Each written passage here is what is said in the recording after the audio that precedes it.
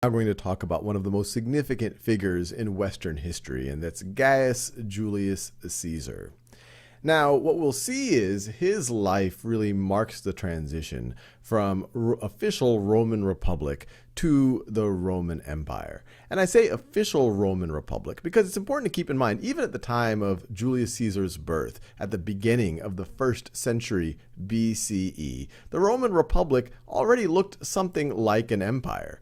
You might remember that during the Punic Wars, they were able to take over Carthage's possessions in Africa and in Spain. At the end of the Third Punic War, they were also, and this wasn't part of the Punic War, but they were separately in 146 BCE, were also able to take over Greece.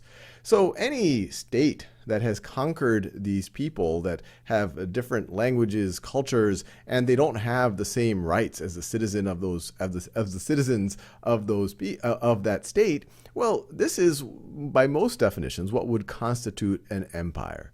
But during Julius Caesar's birth and during his life, Rome was still officially a republic. And that's referring more to its form of government. You had a very powerful Senate, you had these consuls who were elected for these one-year terms, and there were all of these checks and balances. As we'll see, his life, especially the end of his life, marks the transition to an empire in which there is a Roman emperor who holds most of the power. But let's go into the story. And there's going to be a significant cast of characters here that I'm going to go into. So by 60 BCE, Julius Caesar is roughly 40 years old, and he's already a significant figure in the Republic. He is born to a patrician family. He rises up through the ranks. He's a charismatic figure. And in 60, he forms a triumvirate with two other powerful figures in Rome. So you have, this is Julius Caesar, of course, and he forms this triumvirate, which later gets known as the First Triumvirate, with Crassus, who is the richest man in Rome at the time and is believed to be one of the richest men in Roman history. And you can see Crassus is a good bit older than Julius Caesar. He's born more than a decade before Julius Caesar. And he also forms this alliance with Pompey, who is also a little bit older than Julius Caesar and is a significant military figure, a general in the Roman Republic. And this First Triumvirate, even though it wasn't it's not an official government group, it allowed them to really hold the power of the Roman Republic and to really move and hold the power within the Senate. This First Triumvirate, and even though Julius Caesar was a patrician, he was from the nobility, they had populist tendencies. They wanted to do things for the people. You could view them as, in certain ways, progressive. They wanted to do land redistribution versus kind of the conservatives who wanted to hold the power in the aristocracy. And so this First Triumvirate is able to use their influence to put Julius Caesar in as consul for the year 59 BCE. And as I just mentioned at the beginning of this video, there are two consuls. The other one was a figure named Bibulus, but Julius Caesar is able to dominate the position. And he's a very powerful consul, and he tries to put all of these populist reforms into place. So this is already starting to cause a lot of tension in the Senate between the populists and the conservatives. Now, after he's done his one-year term, he becomes proconsul, which you can view as a military governor, and he's given regions that border Gaul. So he's given what would be considered southern France right over here, or border with the Gallic tribes, I guess you could say. Near the Italian Alps, these are two of the three regions that he's given to govern. And he uses his position as military governor, as proconsul, to expand the territories into Gaul, to take on these Gallic tribes. Now, the Gauls, or these Gallic tribes, they're super fragmented. There was many of them. Plutarch says on the order of 300 of these Gallic tribes. They were militarily fairly sophisticated. They were, many historians say, comparable to the Romans, but it was their fragmentation that allowed Julius Caesar to go after them. So over the course of his governorship, of his position as proconsul, you also have the Gallic Wars. or the Gallic Wars. And that's what I have depicted here in red from 58 BCE to 52 BCE. And they end here in Alesia, where Julius Caesar's legions are able to win decisively. And that is the end. And he's able to take all of this territory for Rome. Now, while that was happening, in 53 BCE, so in 53 BCE, which is right over here, in 53, this is 53, 52, yeah, this is 53 BCE, Crassus, who you might remember was part of this first triumvirate, he's off over here in the east, fighting the Parthians. You might remember the Parthians. This is now the Parthian Persian Empire. They're the successors of the Seleucids, who are the successor of Alexander the Great, who was the successor in Persia of the Achaemenid Empire. And while fighting the Parthians, he is killed. Crassus is killed while fighting the Parthians, which breaks up this first triumvirate. And then Pompey switches sides. He switches sides over to the conservative side.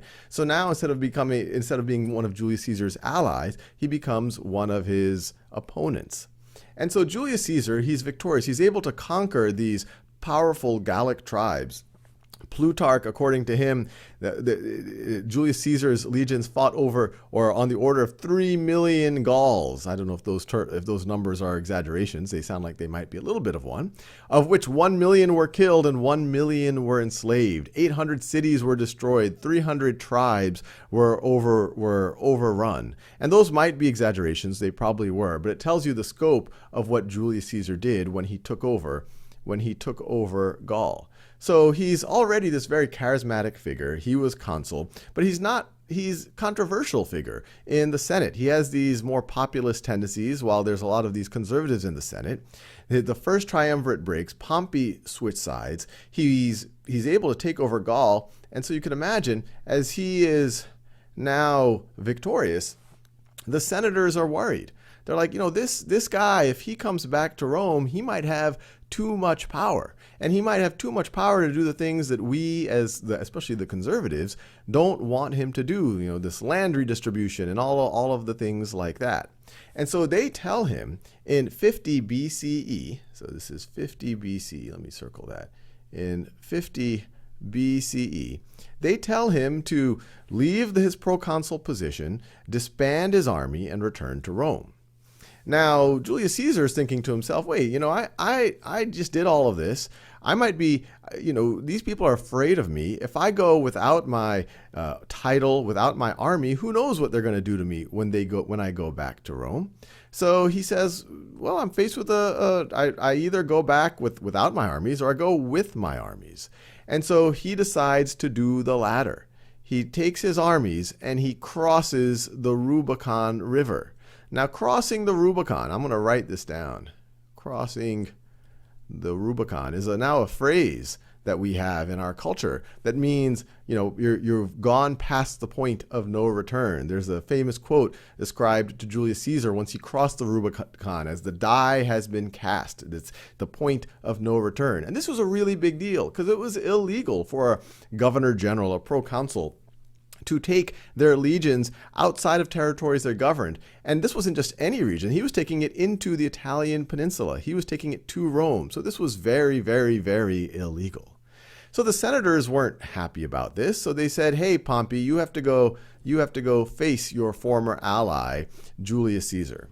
Now, Pompey doesn't know that Julius Caesar only has one legion. A legion is about 4,000 or 5,000 soldiers. He's thinking, surely if Julius Caesar is crossing the Rubicon, he must have a trick up his sleeve. He's already had conquering Gaul. He's established himself as this significant military figure. And so Pompey says, senators, I'm not going to keep him from going to Rome just yet. I'm going to go over to the east into Greece, where we can build up our armies and make sure we are prepared to retake Rome. And so the senators aren't too happy about this, but a good number of them says, okay, well, if you're going to leave, then we're going to go with you. And so Julius Caesar is actually able to, in 49 BCE, take Rome. But this isn't the end, and we will continue it in the next video, because as I just said, the power of Rome has now moved over to Greece. A good number of the powerful senators, you have Pompey and his armies are in Greece. Pompey controls significant fractions of the navy, and so a civil war has now broken out in the Roman Republic.